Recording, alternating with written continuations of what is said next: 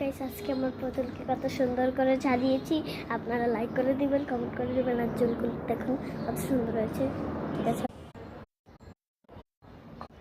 আর আমিও সাজিয়ে আজকে আমার বাড়ি আসবে, খালামণি আসবে, আমি খেলবো। আমি পড়ালেখা করবো না আজকে, আমি পড়ালেখা করবো না, কোনো দিনও করবো না, আমি স্কুলেও যাবো না।